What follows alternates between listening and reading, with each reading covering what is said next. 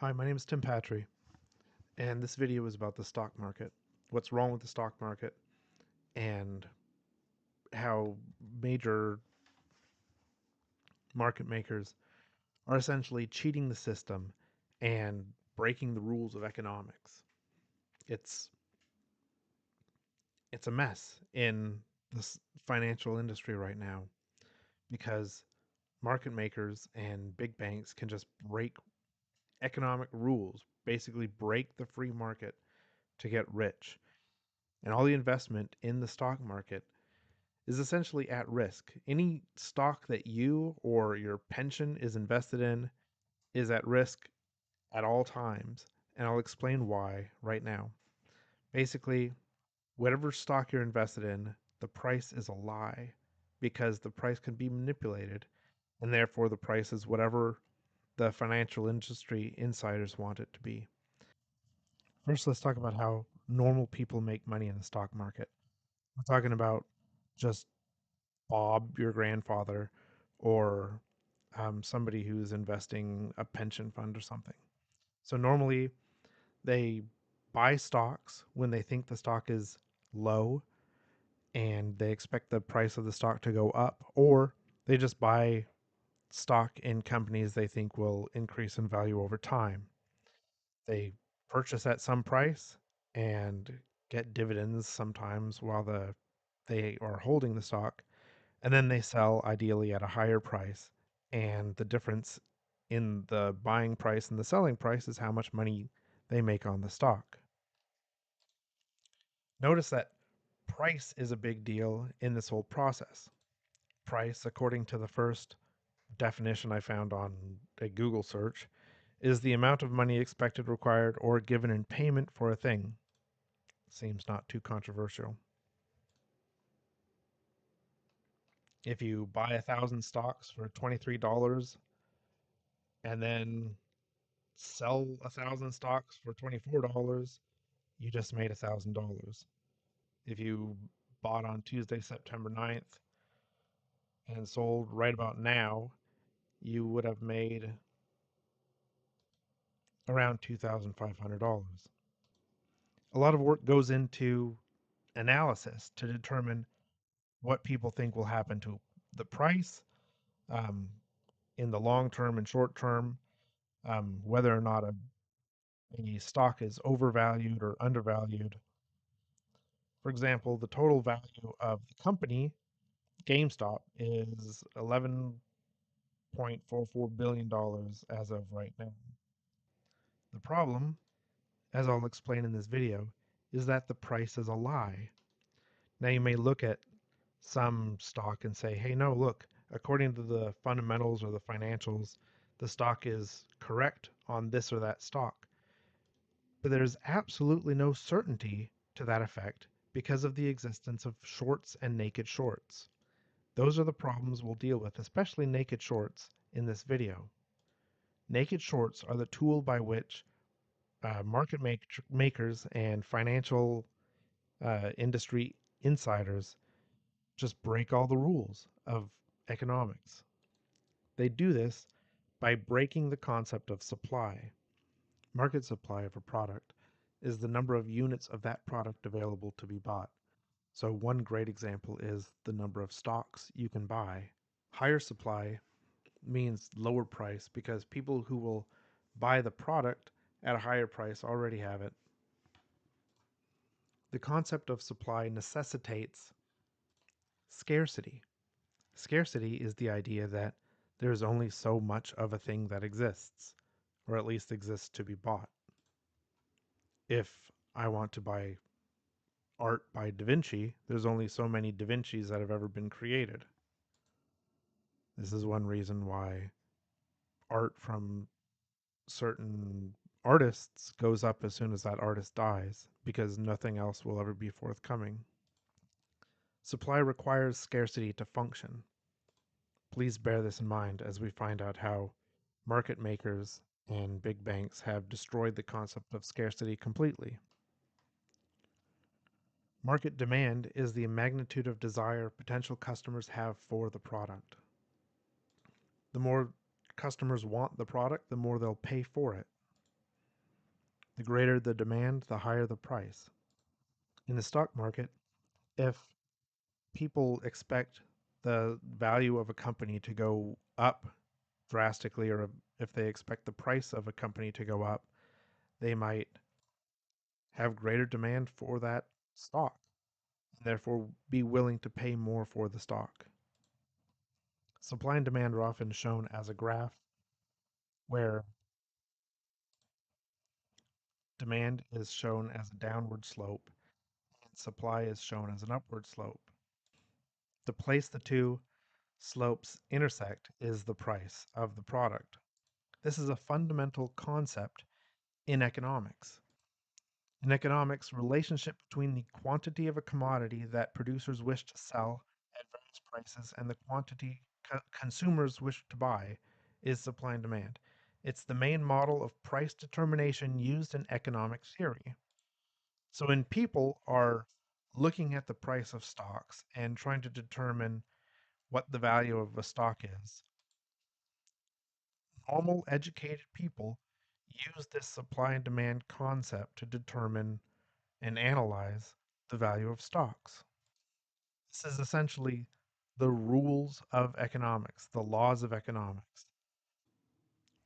Note, when supply goes up, that means there's more things to sell, which means that people willing to spend less money for that thing can suddenly afford it because the people who wanted it for more money have already gotten as much as they want. When demand goes up, people are willing to pay more, so the price goes up. That's why there's this inverse relationship. Supply increasing decreases the price, demand increasing increases the price. In the case of the stock market, generally 100% of a company is on the stock market available to be traded. Thus, in theory, the supply of company does not change over time.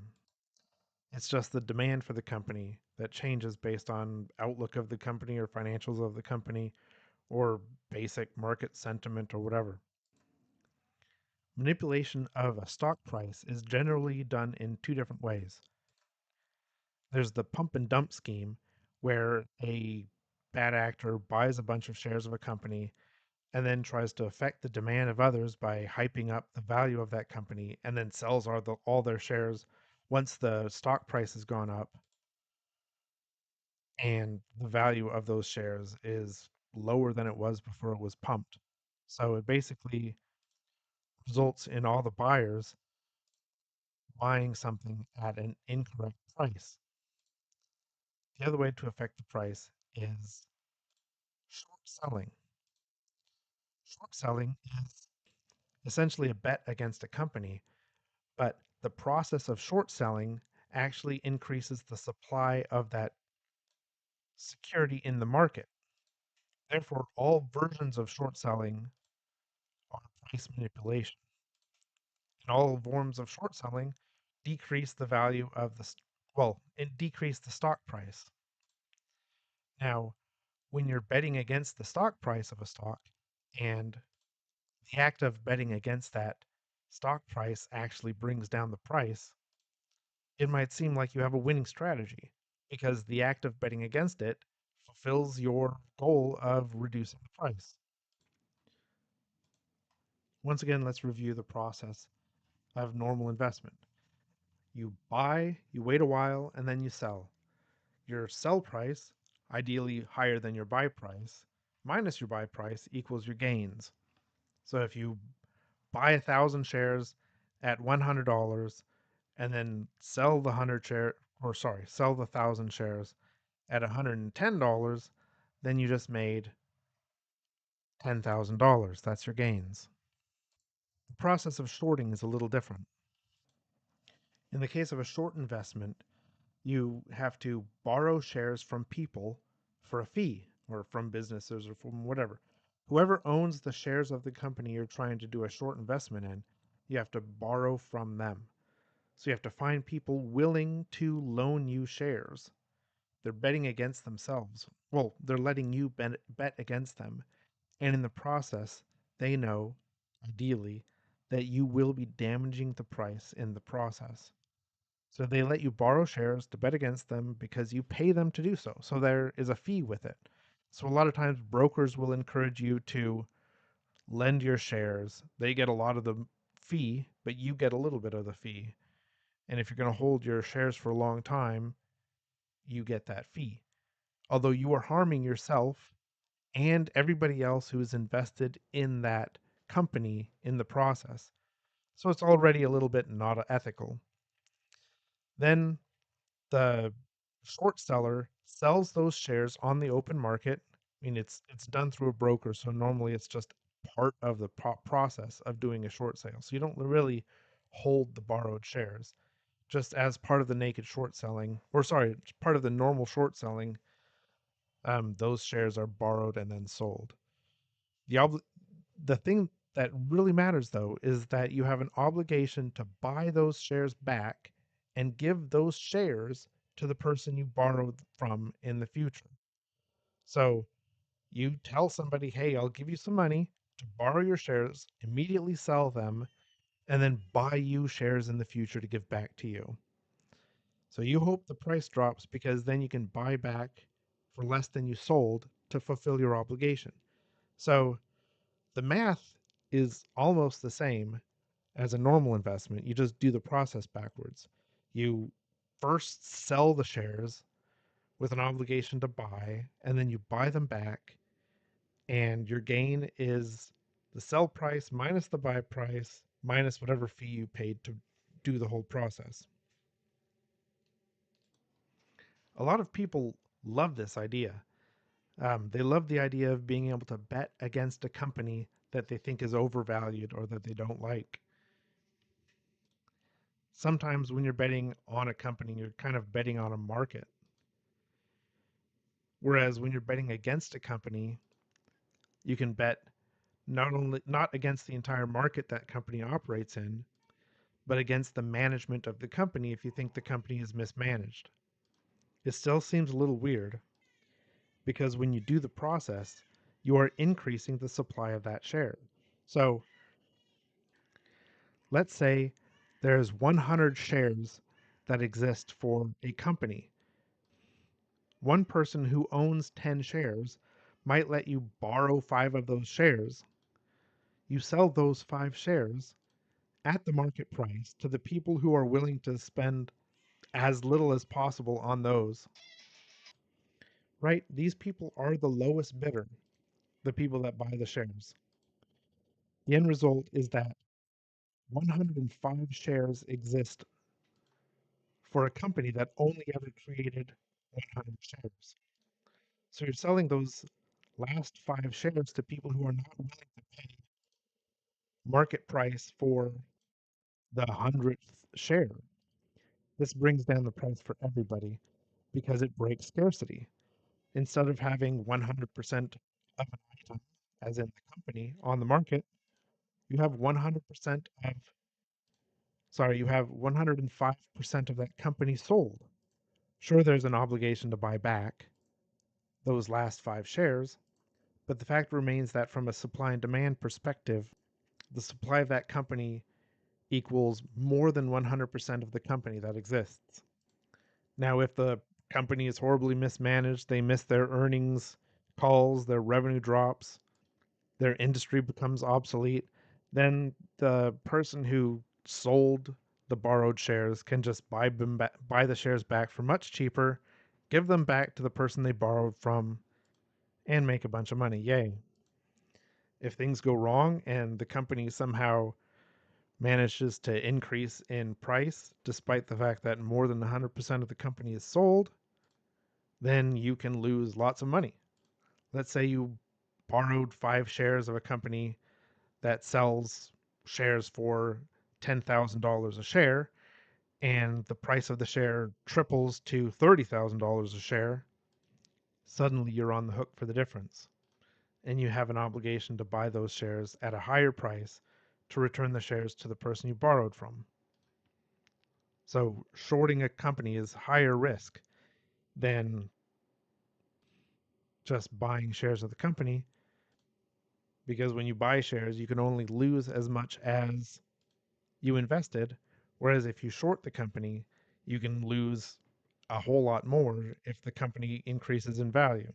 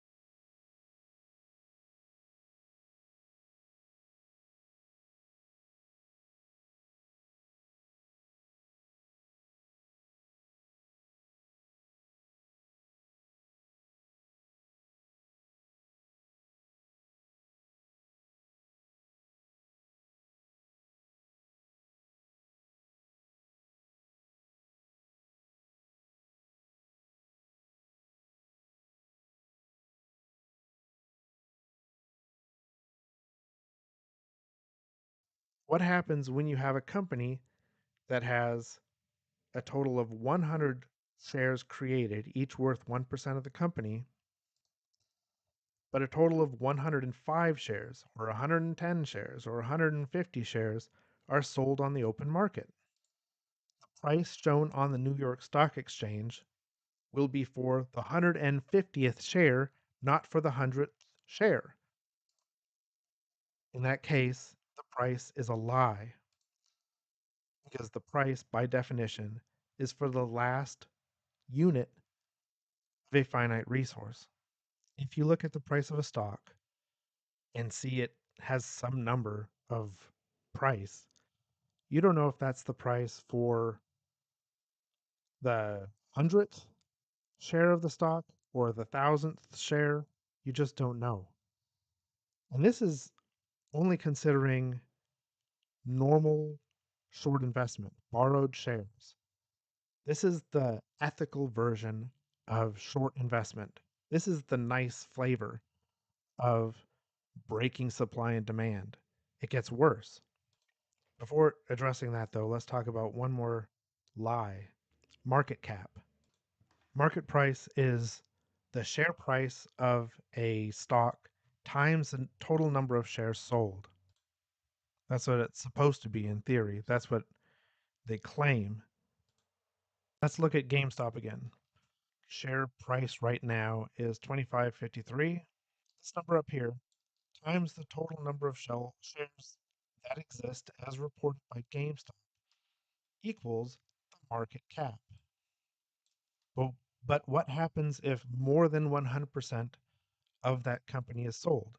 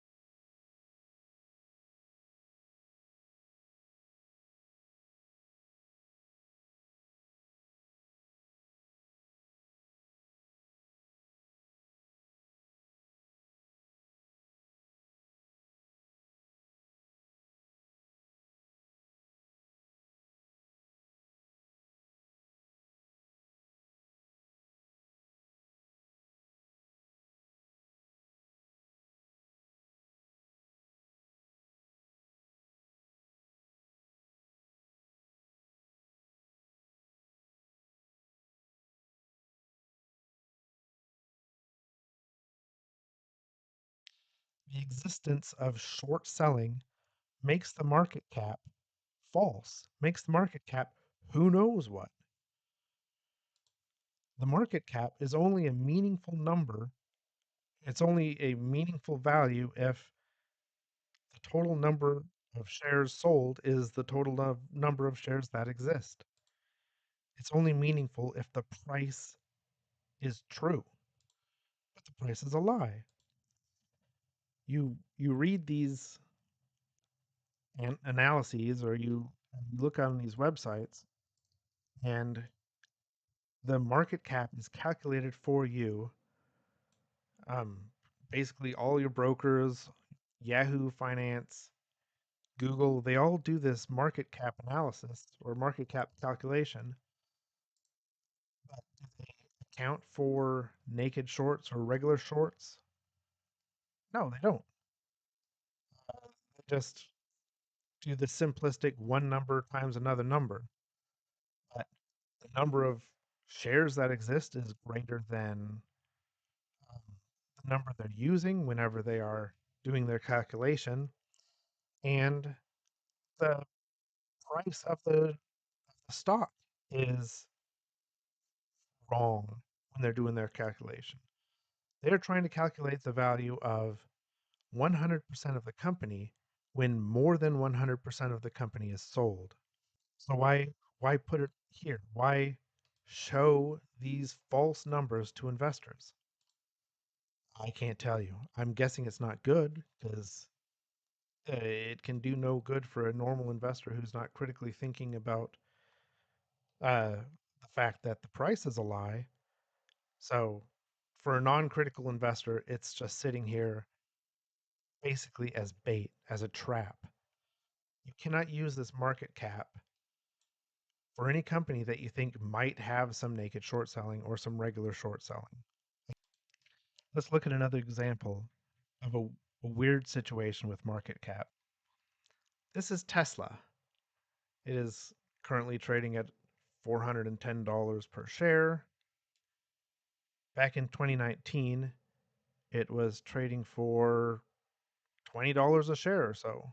Now, interestingly, this was about the time when Elon Musk went to Donald Trump, 2020, 2019 or 2020 or before. I mean, it was all happening in this range.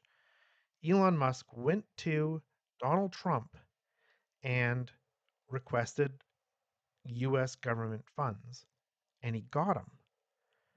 So people were betting against the company at that time. He's called out Bill Gates for it. Elon Musk has called out Bill Gates for uh, doing a short investment against the company.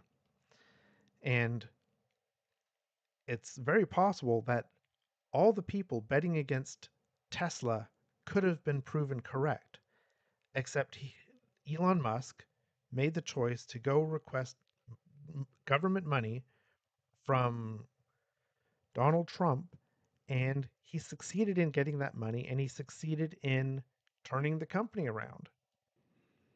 However, because people basically purchased through borrowing more than 100% of the company, it resulted in very strange things happening to the price. And that strangeness in the price has extended out to the market cap. So take a look at the market cap of Tesla. The market cap of Tesla is 1.29 trillion with a T dollars. My name is Tim Patry. My name starts with T. We're talking about trillion dollars, $1.29 trillion. That's a stupid amount of money. It makes no sense. You might be thinking, well, I'm not sure exactly how much $1 trillion is, but Tesla's a big deal, so maybe that's accurate. Okay, well, let's compare that to Ford. Ford has a market cap of $46 billion with a B. $46 billion with a B is way less than 1.29 trillion with a T. It's like a small fraction. Remember, a trillion is 1,000 billions. So this is a piddly, pathetic market cap compared to Tesla. We're talking about Ford Motor Company. You might be thinking, well, maybe Tesla is doing really well right now. Maybe Tesla is just selling way more Cybertrucks than Ford is selling F 150s. Well, let's take a look. Earnings per share for Ford is roughly the same. And they made $50 billion in the last period. That is double Tesla. They have double the revenue of Tesla. The number of dollars worth of Ford that is being sold every quarter, or at least the most recent one, seems to be more than double Tesla. So, why is the value of Ford, the total market cap of Ford Motor Company, that is doing double the revenue of Tesla, some pathetic, piddly fraction of Tesla's market cap? Why is the value of Ford Motor Company so much less than the value of Tesla? According to earnings and according to revenue, Ford should be doing pretty comparable, right? Nope. The total market cap, the total value of Ford Motor Company is approximately 4% of Tesla. Tesla, according to market cap, is approximately 24 times more valuable than Tesla. Or sorry, than Ford. In other words, you would need 24.33 roughly Ford Motor Companies to equal the value of one Tesla company. The math doesn't math, but that's because the price is a lie. In the case of Tesla, you'll see that when a bunch of people bet against a company and fail, the price can go way past all reason. That's because the price is the amount that people are willing to pay for the stock. And if you recall, people that borrow stocks have an obligation to buy those shares back. And when you have an obligation to buy shares back, you kind of have to buy those shares. So even if it doesn't make sense at the price, you're still forced to buy those shares. And that's why the price of a shorted stock can go way up beyond all reasoning and all obvious analysis and calculations according to the fundamentals for that company. People who have an obligation to buy back borrowed shares from Tesla are willing now to pay $410.26 per share for Tesla shares. This has resulted in a market cap for Tesla that has far less correlation to its ability to build and sell cars and make a profit than it really should. The price is a lie. It's a lie caused by breaking the laws of supply and demand. Let's move on to naked shorts. So, normal short investment, where you borrow shares from people willing to loan out their shares for a fee, that was the ethical short selling investment model. That was ethical. That was cute, cuddly, kind, furry. That was the good version of a bad thing. Naked shorting is where it gets really ugly.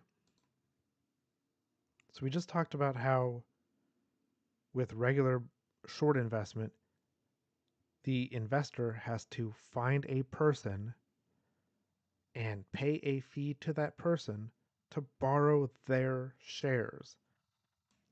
Theoretically, that person can then loan the shares out to somebody else, who can loan the shares out to somebody else, who could loan the shares out to somebody else, increasing the total number of shares on the open market each time. That seems bad. It's still the nice version.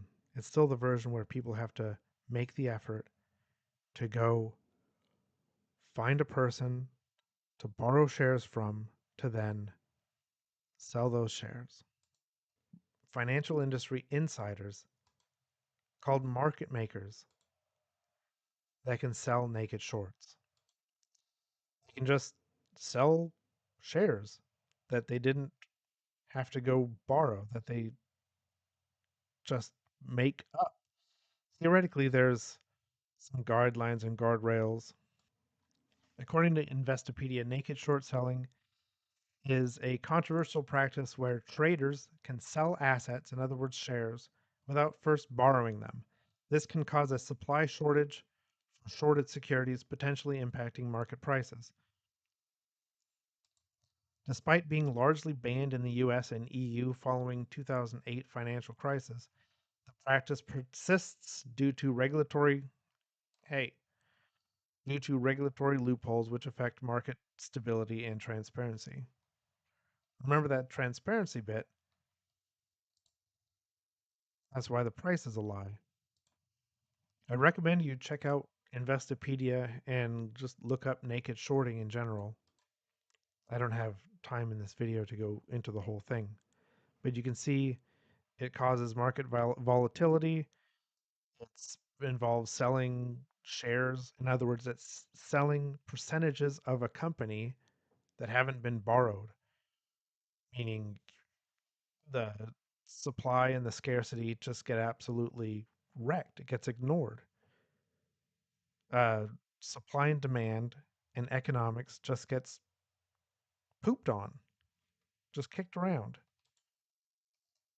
The SEC tries to set rules, but rules are not enforced, and punishments are worth the cost. When companies can make $1 billion and then pay 500,000, that's just the cost of doing business.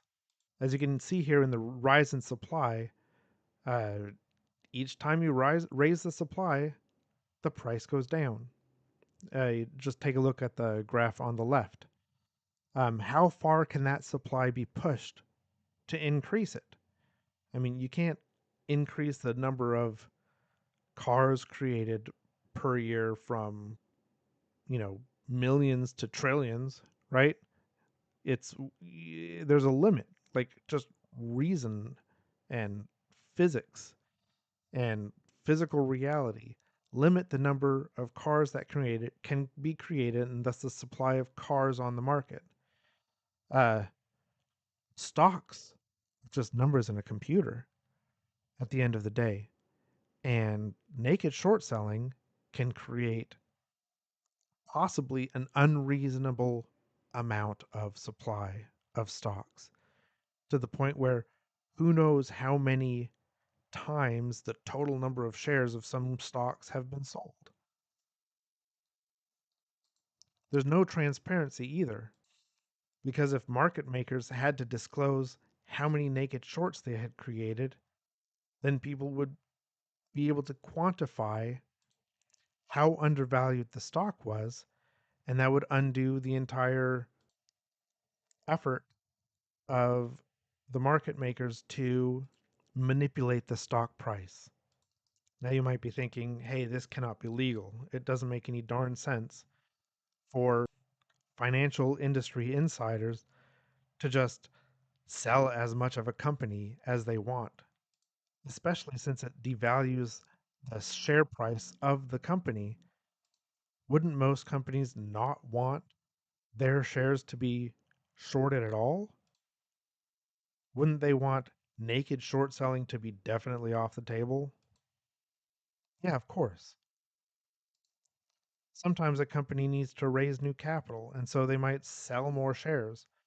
If a company has a total of 100 shares and they want to create an additional 10 shares to sell to increase capital, that makes sense, right? The existing shareholders might agree to that if they think the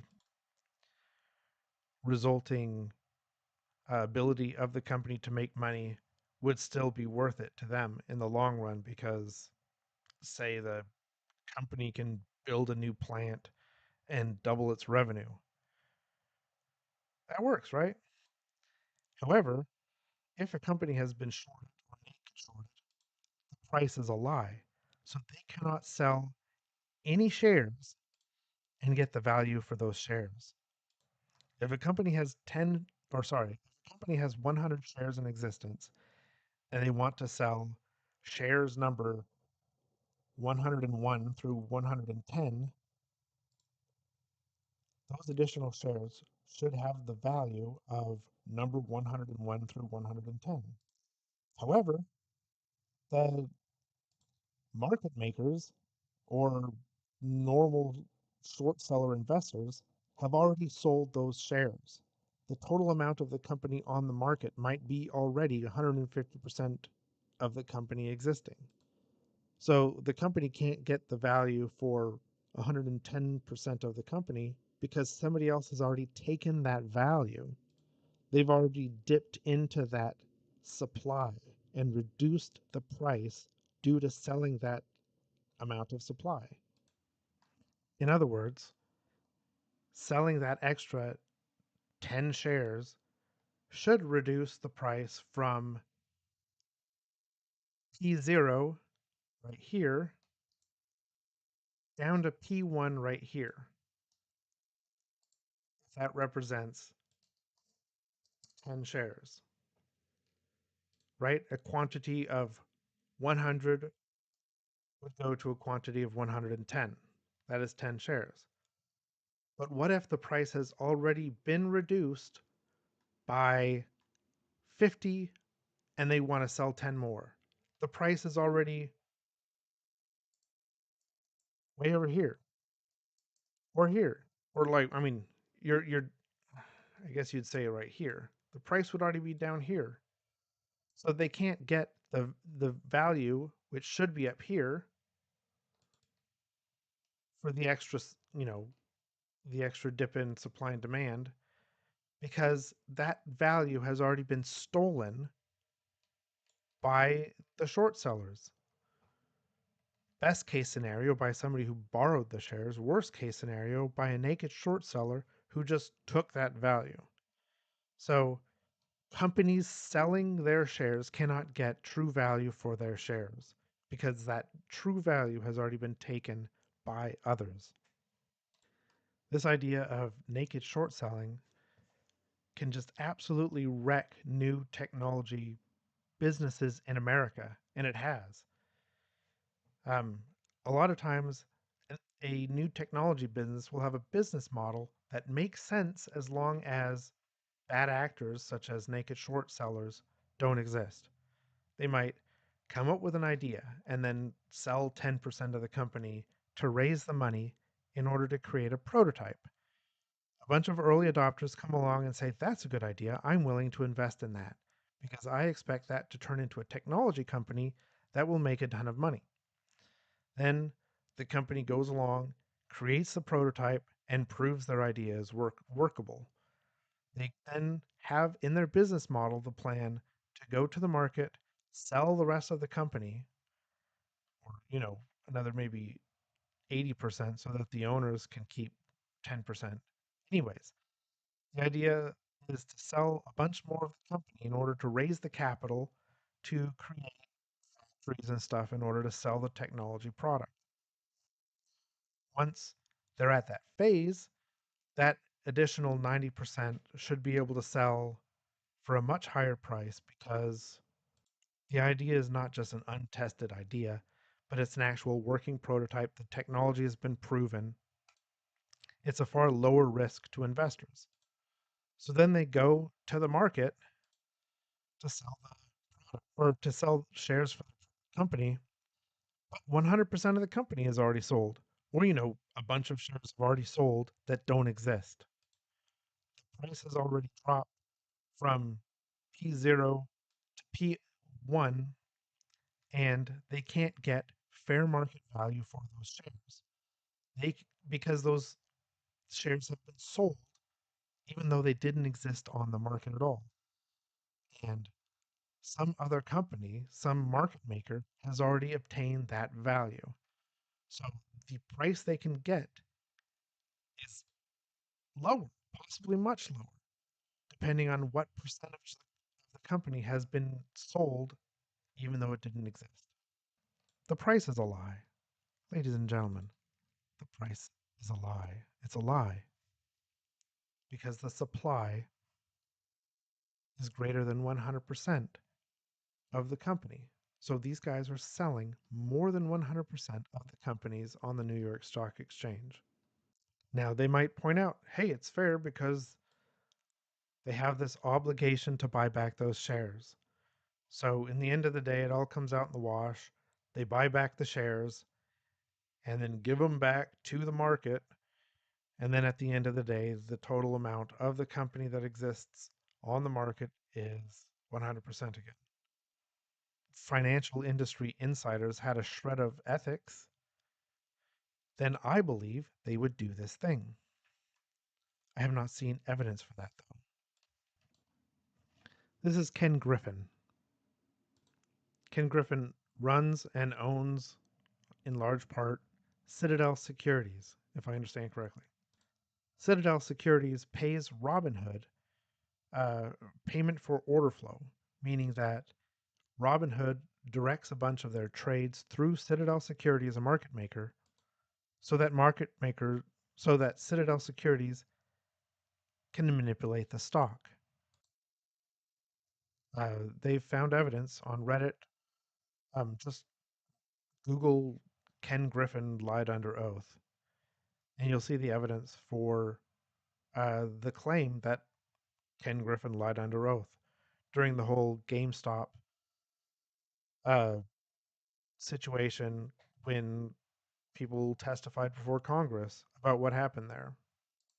Citadel Securities, at least according to Reddit, is considered one of the biggest naked short sellers of GameStop and other securities. When Citadel Securities and other market makers sell naked shorts on the open market, they just sell them. They say, hey, broker, sell another 100,000 shares on me. Maybe. I don't know. I've never been a market maker. But they can say, hey, I'm selling shares. And then the broker says, where'd you get the shares? And then they say, I'm a market maker. Citadel Securities, this guy's company, the one he manages, has an obligation to buy back a bunch of shares that were sold.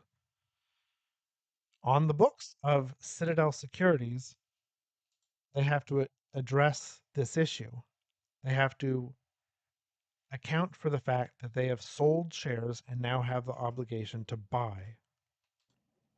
According to Reddit, this is the statement of financial condition for Citadel Securities for 2023. This is 2023. That's 2 years ago. This right here is securities sold, not yet purchased. In other words, Citadel Securities has an obligation to buy 27,758,000,000 worth of shares. It has sold these shares without borrowing them, just magicked them out of thin air, and now they have the obligation to buy this dollar value of shares. This is calculated by counting the number of shares that they have an obligation to buy and then multiplying that by the price of the shares as of some date. Please note that the name of the thing has been changed from securities or shares sold not yet purchased to trading liabilities, but it's the same thing in the same place in the statement of financial conditions. And the amount went up 27,758 to 28,413. So not quite a full $1 billion, but the number's going up. They're not resolving their obligations. Let me reiterate. Citadel Securities and I'm assuming many, many other market makers are selling on the open market a bunch of shares, diluting the share price, reducing the price of the shares without having that dilution impact the market capital and then they're failing to timely execute their obligation. I mean, I I, I don't know how they're doing legally, um, given the fact that it seems financial industry people tend to just break the law and then pay piddly little fines, calculated by people who work for the SEC but eventually want to work for these market makers. Um, it doesn't give us a lot of hope. $28 billion worth of shares are just created out of thin air, reducing the price of those shares. Now, notice the price of the shares is reduced by this action. So, by the action of selling out of thin air 28 plus billion dollars worth of shares, those shares were devalued. What happens if they start trying to purchase those shares back? I'll tell you what happens. The value goes up. The price goes up as supply drops. So if they try to if they try to buy back the shares that they sold without owning, as they have an obligation to do, that number is just going to go up, possibly by a lot. That $28 billion is a rosy estimate that is nowhere near the amount. I would guess, you know, a lot, like 1,000% higher than that. I mean, that'd be 28 trillion, which is a lot, but supply and demand, ladies and gentlemen. If you reduce the supply, then you increase the price. And if the price starts going up, demand will go up because people will say, "Oh, look, the price of that security is increasing. Let's buy that so that we can sell later at a higher price." Right? That's how normal trading on the stock market works. You see a price, well, you see a stock that is increasing in price and you try to ride the stock price up by buying at whatever it's selling right now. And then as it goes up, you sell later for a profit. It's great, right? So not only would supply go down as they tried to fulfill their obligation to purchase back the stocks that they sold without owning or even borrowing, but the price would just drastically inflate as they tried to accomplish that task. So, as we've been saying, the price is a lie.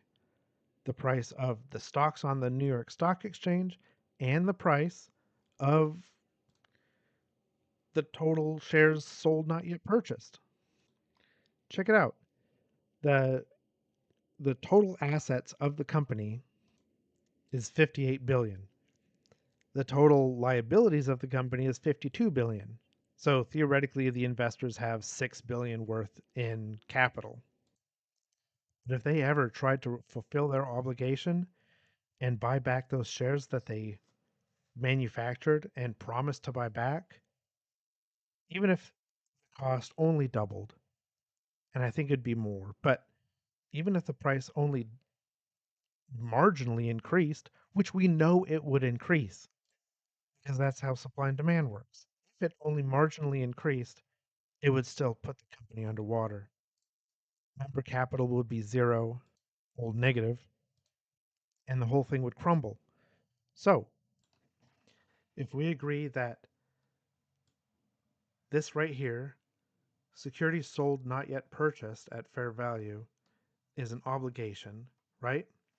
And we agree based on basic supply and demand laws of economics that that price will go up as soon as the company tries to fulfill their obligations, then it only stands to reason that this number has to be treated as fake until this right here goes to zero. In other words, no members should be able to withdraw capital and no managers should be able to receive a bonus until this number is zero, until we know that the company is in the black. Why should investors be able to pull out money that is owed to the investors in other companies? For example, it's widely held in the GameStop community that Citadel Securities has naked shorted a lot of GameStop shares.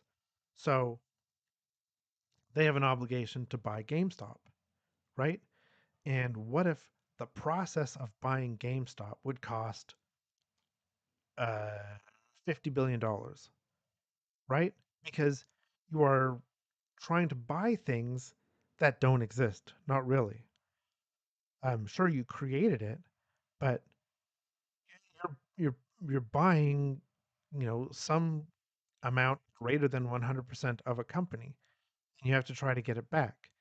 If and the stock price is already volatile. So if you started buying back GameStop shares, reducing the outstanding supply, if the price increased by a lot, you could be looking at $50 billion just for GameStop alone if you have enough shares naked shorted, right? So this member capital essentially belongs to GameStop investors if GameStop is naked shorted because they have an obligation to spend that on GameStop, buy the shares, right? They sold my shares. I have a few shares in GameStop. They sold the shares of other investors in GameStop. They sold somebody else's stuff, and they need to make it right before they profit at all from their actions. If fulfilling the obligation would cost more than $27 billion, then the member capital is also a lie, right? Um, if this number right here is based solely on the today price and does not take into account the full cost of actually fulfilling the obligation, then it's a lie. And if it's a lie, then there should be guardrails. And the primary guardrail should be nobody gets paid until the people you sold their stuff get paid. Anyways, the focus is not supposed to be on solutions right now. It's supposed to be describing the problem. But I get a little frustrated because market makers are stealing money from American people and all investors in the American stock exchange by selling stuff they don't own and have not borrowed. And if they are just going to keep on sitting on that obligation and never fulfilling it, then that's theft. If they fulfill it, then great. But that number has not gone down from 2023 to 2024. So to recap, market makers have the obligation to buy back naked shorts sold but not owned or borrowed by the company. Market makers estimate the amount they owe based on the price without accounting for the change in price that would occur as the supply was reduced due to the repurchasing of the shares to get the total amount of the company in existence closer to 100%. Ideally, it'd be 100%, but it's never one company only that has shorted a stock. So we're just talking about getting closer to 100%. Now, when one market maker starts this process, the obligation to all the other market makers goes up, which is a problem for everybody. Finally, market makers sold my stuff. They sold my shares that they didn't own and had not borrowed, and the stuff of other shareholders, and no one has the right to be paid from those funds until those shareholders are made whole. In other words, Ken Griffin, if he has sold if he has naked shorted GameStop, has no right to get a paycheck, let alone a bonus, and no investor in Citadel Securities should be paid a single dime until Citadel Securities no longer owns or no longer has the obligation to buy more GameStop. I wrote an essay regarding these issues, and I'm not going to go over everything because it would take a while. And I've made my major point, but I will address some of the points from the essay. The first is that they turned off the buy button back during COVID or whatever. The market makers made a gamble. They gambled that GameStop would fail, and they shorted GameStop, expecting their obligation would be trivial, if any. We'll talk about that later. They were wrong. They lost the gamble. GameStop price started climbing like crazy. In an act of desperation, a bunch of brokers turned off the buy button so that investors could not buy GameStop. What was the result of this? The result was market manipulation, an artificial drop in demand, which then dropped the price. Remember supply and demand. When demand falls, the price falls. When demand is artificially set to zero, the price falls drastically. The next issue is seller boxing. The term seller boxing refers to an investment strategy that involves reducing a stock to its seller level, in other words, the minimum level at which a stock can trade, as defined by the National Association for Securities Dealers. In other words, you reduce the value of the stock on the New York Stock Exchange until it's delisted, until it's off the New York Stock Exchange. The idea being if you short the stock until the stock is essentially destroyed, until the company is gone, then you never have really effectively the obligation to buy back the shares.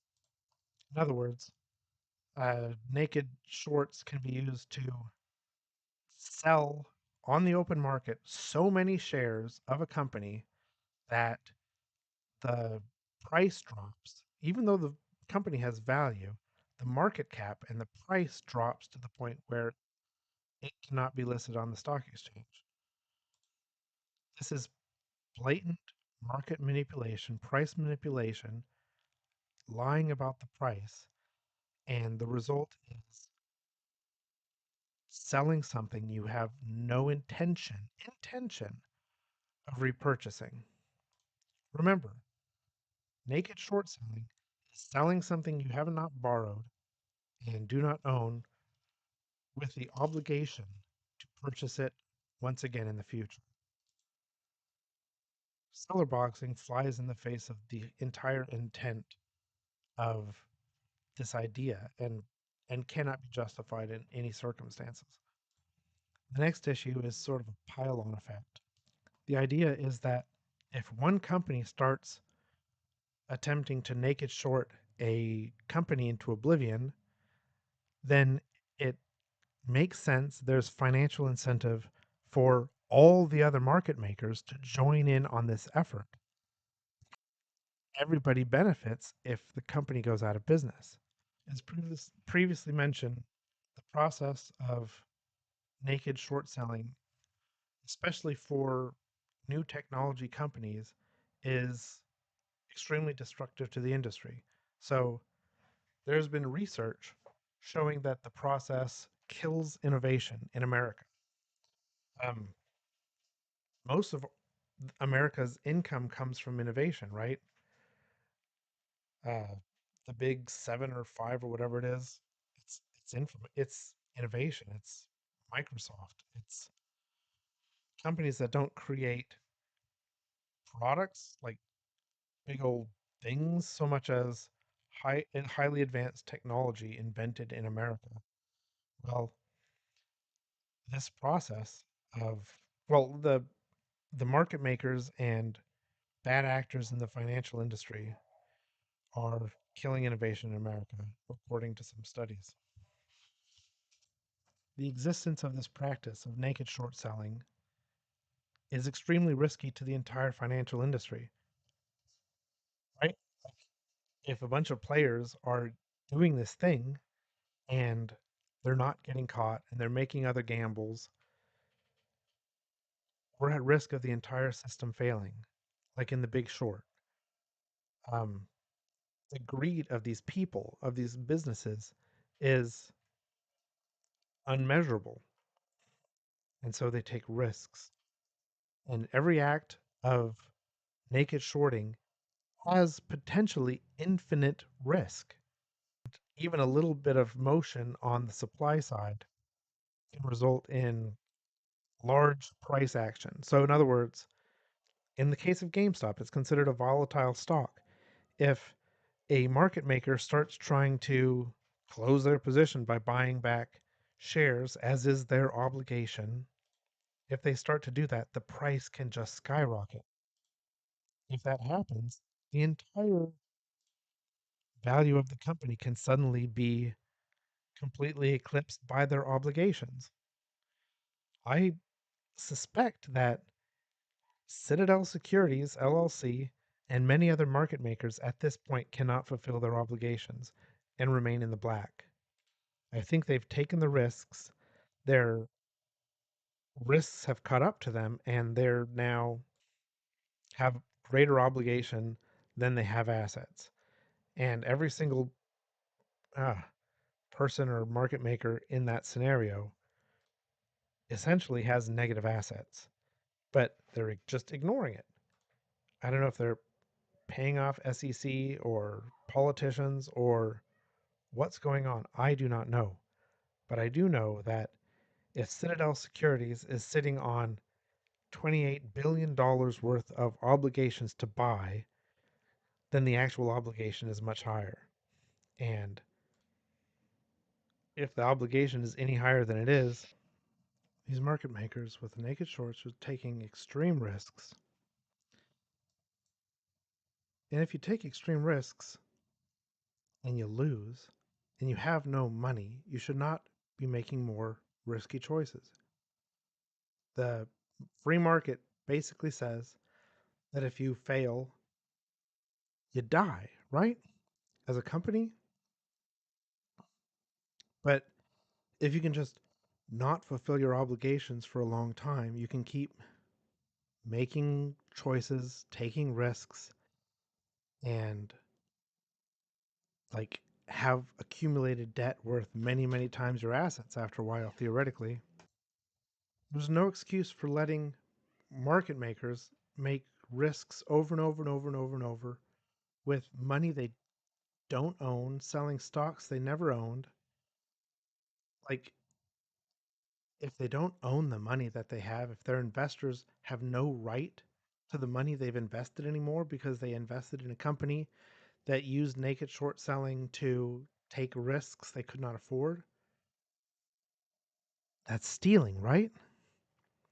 They should not give money that they got from selling shareholder stocks of securities they never owned. They should not give that money back to investors. They should not give themselves bonuses. Mr. Ken Griffin should not be buying a Stegosaurus if it's not certain that his company is at all liquid.